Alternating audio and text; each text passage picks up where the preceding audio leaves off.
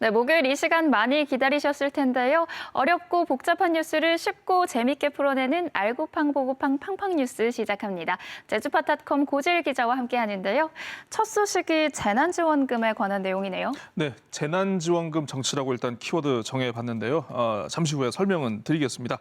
제주도가 설 명절 전에 제주형 4차 재난지원금을 지급하기로 했습니다. 재난관리기금과 재해구호기금 약 330억 원을 재원으로 해서 지급을 추진하기로 했는데요.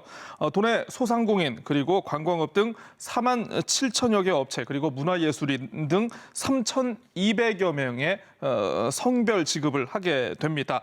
원희룡 도지사와 좌남수 의장이 그제 상설 정책협의회를 개최해서 합의한 결과라고 합니다. 네, 사회적 거리두기가 연장이 되면서 소상공인분들이 무척 힘든 상황이잖아요. 모쪼록 도움이 됐으면 좋겠는데 구체적으로 얼마만큼 어떻게 지원이 되나요? 예, 사실 그 부분이 가장 궁금하실 겁니다. 우선 집합금지나 그리고 영업 제한이 이루어졌던 업종을 비롯해서 매출액 4억 원 이하의 일반 업종 4만 2천 곳을 대상으로 기존 정부 지원금 외에 50만 원을 추가로 지원을 하게 되고요. 또 정부 조치와는 별도로 제주형 2단계 플러스 알파가 시행되지 않았습니까? 이 2단계 플러스 알파로 피해를 입은 업종 3,100여 곳에 대해서도 최대 250만 원까지 지급을 할 예정이라고 합니다. 그리고 사실상의 집합금지 조치를 받았다고 볼 수 있죠. 여행업체, 여행업체에 대해서는 최대 350만 원, 그리고 기타 관광업체도 영업 제한 업종 수준인 250만 원까지 반영될 예정이라고 합니다. 정부의 3차 지원금 사각지대에 있었던 문화예술인, 그리고 전세버스, 법인 택시기사 등 3,200명을 제주형 특별 지원 대상으로 선정을 했는데요. 최대 100만 원까지 지원될 예정이라고 합니다. 지난 3차에 이어서 이번에도 선별 지급으로 가닥이 잡힌 건데요. 3차 지급 때 사각지대가 발생을 했었죠. 이번엔 좀 괜찮을까요? 네, 지난해 말에 제주도 개발공사가 200억 원을 기부를 하면서 제3차 재난지원금 선별 지급이 추진되지 않았겠습니까?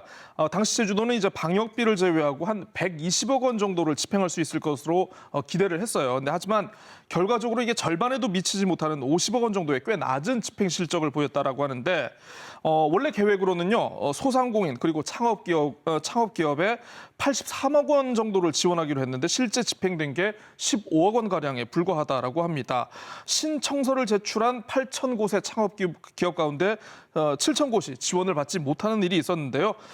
피해를 증명하는 과정이 좀 워낙 까다롭다 보니까 발생한 결과라는 그런 평가가 나오고 있습니다. 자, 그런데 4차 재난지원금이라고 해서 이게 다르겠느냐라는 그런 비판적 시선도 지금 나오고 있습니다.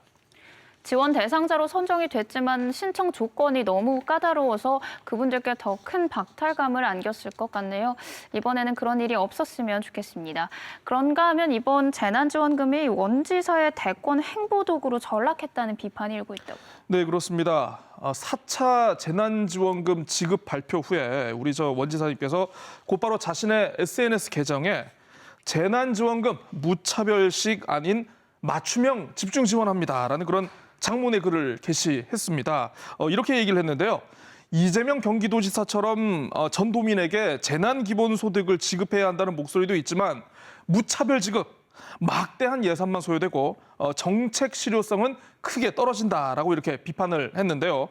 방역 피해자에게 맞춤형으로 최대한 두텁게 지원하는 제주형 재난지원금이 정의로운 복지국가의 길을 앞당길 수 있기를 기대해본다. 이런 글을 남겼습니다.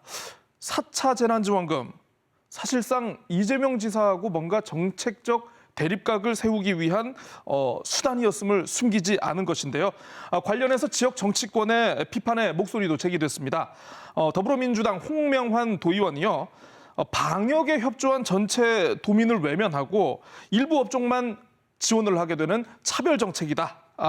이재명 지사에 대한 원지사의 정치적 공격에 결국 민주당 도의원들이 들러리를 선 것 아니냐라고 이렇게 강하게 성토를 했습니다. 네, 그래서 첫 번째 키워드가 재난지원금 정치였군요. 네. 도민들을 위한 정책이 정치와 짝을 이루는 모양새가 좋아 보이지는 않네요. 두 번째 키워드는 백신아 오래 기다렸답니다. 맞습니다. 정말 오래 기다린 소식입니다. 네, 그렇습니다. 저도 기다렸고 모두 기다렸고 그렇습니다. 네, 다음 달부터 백신 접종이 시작될 전망입니다. 제주도가 코로나19 백신 접종을 위해서 지금 시행 추진단을 꾸리고 단계별 접종 대상자를 선별하는 준비 작업을 지금 본격 시작했는데요.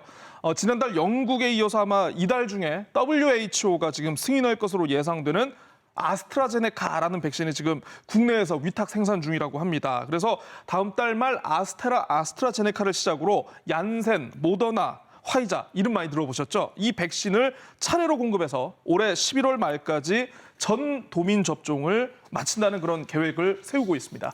단계를 나눠서 접종을 할 계획이잖아요. 우선 접종자 등 그 순서가 정해졌을까요? 네, 여기 3명은 아마 11월에 맞아야 될 것 같고요. 감염이라든가 중증 질환 발생 위험이 있거나 아니면 전파, 노출 정도, 적용 가능성 이런 것들 주요 기준을 놓고 우선 접종 대상을 이렇게 분류하고 있는 것으로 지금 알려져 있는데요. 크게 구분하자면 일단 의료기관, 그리고 복지시설에 계신 종사자분들, 요양병원 입소자, 그리고 만 65세 이상이 먼저 접종이 이루어질 것으로 보이고요. 이후에는 성인 가운데 만성질환자, 그리고 보육시설 종사자나 직원, 코로나19 1차 대응 요원과 50에서 64세 성인, 그리고 경찰, 소방공무원, 군인, 교정시설 등 이런 순으로 이렇게 지금 예상이 되고 있습니다.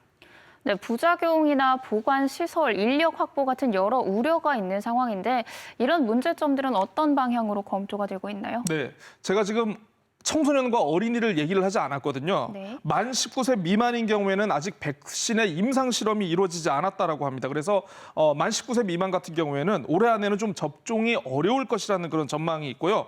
말씀하신 대로 지금 보관시설 그리고 의료 인력 확보가 관건이라고 합니다. 아스트라제네카와 얀센 백신 같은 경우에는 냉장 보관이 가능해서 이게 이동이나 보관에 큰 문제가 없는데 화이자나 모더나 백신 같은 경우에는 초저온 냉장 시설에 보관을 해야 한다라고 합니다. 그래서 지금 보건당국이 관련 설비 구매를 지금 준비를 하고 있고요. 공중 보건이라든가 그리고 군의관처럼 이제 추가 의료진 지원 확보를 위해서 정부와 지금 협의를 진행하고 있는 중이라고 합니다. 네, 모쪼록 큰 혼란 없이 무사히 접종이 시행됐으면 좋겠습니다. 세 번째 키워드로 넘어가죠. 이러라고 안심 코드 만들었나? 도민으로서 자괴감이 들 수도 있는 소식인가요? 지금 키워드를 가지고 지금 연상되는 발언이 있는데요. 차마 말은 못하겠는데요. 예, 그렇습니다. 제주도가요. 원희룡 도지사가 그토록 좋아하는 블록체인에 기반해서 야심차게 개발한 전자 출입 명부 어플리케이션 바로 제주 안심 코드입니다. 코로나19 확진자의 방문 이력과 그리고 접촉자를 신속하게 파악해서 코로나19 집단 감염에 효과적으로 대응하기 위해 만든 전자 출입 명부 시스템인데요.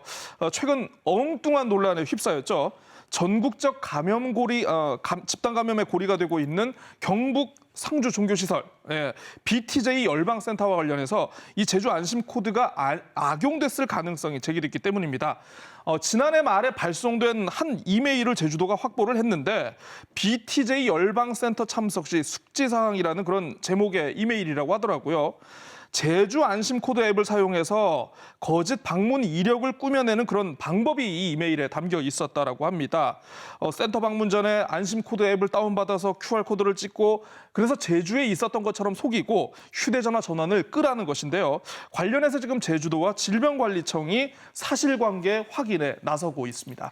네, 사실 여부는 좀 더 지켜봐야겠지만 어쨌든 이런저런 방법으로 제주 안심 코드가 악용될 가능성이 있어서 걱정이 조금 됩니다. 관련해서 대책이 좀 나왔을까요?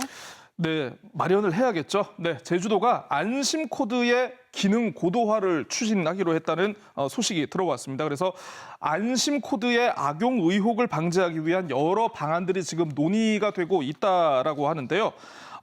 우선 위치 추적이 가능한 GPS 기능 삽입을 통해서 단계별 고도화 방안을 추진을 하고 있다라고 합니다.